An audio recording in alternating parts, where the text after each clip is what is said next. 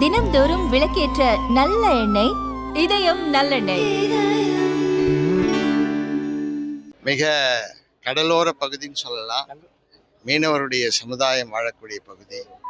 இந்த பள்ளியில் இந்த இடத்தில் இருக்கக்கூடிய பள்ளிக்கு உண்டான வசதிகளை செய்ய வேண்டும் என்ற எண்ணத்தோடு இன்றைய தினம் அவர்களுக்கு வேண்டி உதவியை செய்திருக்கின்றோம். குறிப்பாக பெண்கள் படிக்கக்கூடிய பள்ளி என்பதனாலே கழிப்பறை வசதிகள் கண்டிப்பாக தேவை என்று அவர்கள் உணர்ந்து என்னை கேட்டதனால் அந்த வசதியை செய்து தந்திருக்கின்றோம். அது மட்டுமல்ல, விளையாட்டு பயிற்சிக்காக உண்டான ஒரு அரங்கத்தையும் தருகின்றேன் என்று கூறியிருக்கின்றேன்.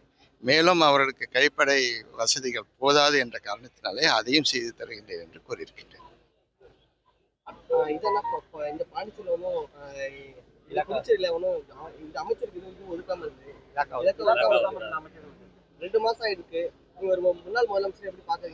இங்க இருக்கிற ராஜசேகர் மந்திரியை கேளுங்க அந்த கேள்வி.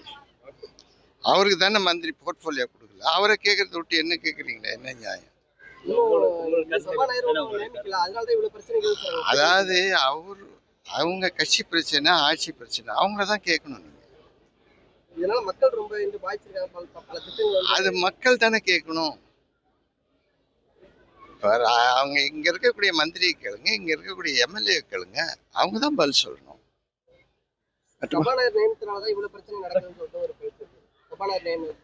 அதுவும் அந்த அமைச்சரை தான் நீங்க கேட்கணும். காரைக்காலுடைய பிரதிநிதி யார் இன்னைக்கு? அந்த அமைச்சர் தானே இருக்காரு, அவர் தானே கேட்கணும். நீங்க மக்கள் எல்லாம் பாதிச்சிருக்கிறாங்க, நீங்க ஏன் இன்னும் நடவடிக்கை எடுக்கலன்னு கேளுங்க.